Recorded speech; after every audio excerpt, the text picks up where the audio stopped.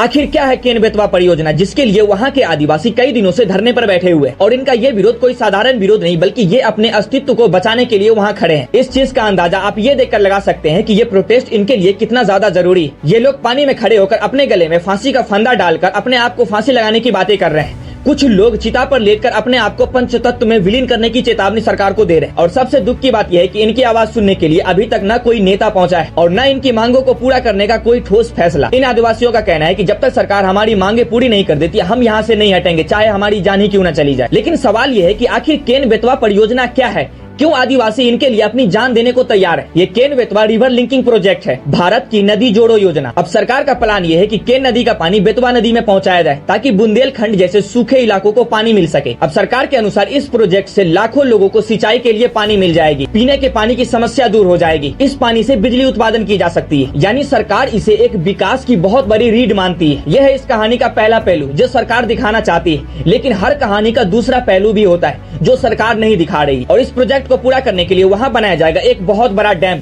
जिस डैम के अंदर डूब जाएंगे हजारों हेक्टेयर के जंगल। यहाँ तक कि पन्ना नेशनल पार्क का एक हिस्सा भी इससे प्रभावित होगा। इसका मतलब टाइगर रिजर्व को नुकसान, जंगली जानवरों का घर खत्म हो जाएगा, पर्यावरण की संतुलन बिगड़ जाएगी। लेकिन सबसे बड़ा झटका इंसानों को लगेगा। हजारों आदिवासी परिवार जो पीढ़ियों से वहाँ रहते आ रहे हैं, उनका घर छीन लिया जाएगा, उनकी जमीन, उनकी संस्कृति, उनकी पहचान, सब कुछ उनसे छीन लिया जाएगा। और यहीं से शुरू होती है असली लड़ाई आदिवासी और सरकार के बीच। एक तरफ सरकार कह रही है कि हम हजारों लोगों का भविष्य सुधारना चाहते हैं, वहीं दूसरी तरफ आदिवासी कह रहे हैं कि हमारा वर्तमान ही हमसे छीन लिया जाएगा तो हम लाखों लोगों का भविष्य लेकर क्या करेंगे। तो मैंने सरकार और आदिवासी दोनों का प्लान आपको बताया। अब आपको डिसाइड ये करना है कि क्या ये केन बेतवा नदी परियोजना वहाँ से गुजारना सही है। अब सवाल ये नहीं है कि कौन सही है और कौन गलत, सवाल ये है कि क्या विकास का रास्ता इंसान और प्रकृति को कुचल कर ही बनाया जा सकता है। ये सिर्फ एक प्रोजेक्ट नहीं बल्कि ये एक फैसला है कि इस देश का विकास क्या होगा। इस पर आप क्या सोचते हैं हमें कमेंट में जरूर बताएं, क्योंकि आपके एक कमेंट से हजारों आदिवासियों की जिंदगी का फैसला किया जा सकता है कि आप आदिवासियों के लिए क्या सोचते हैं।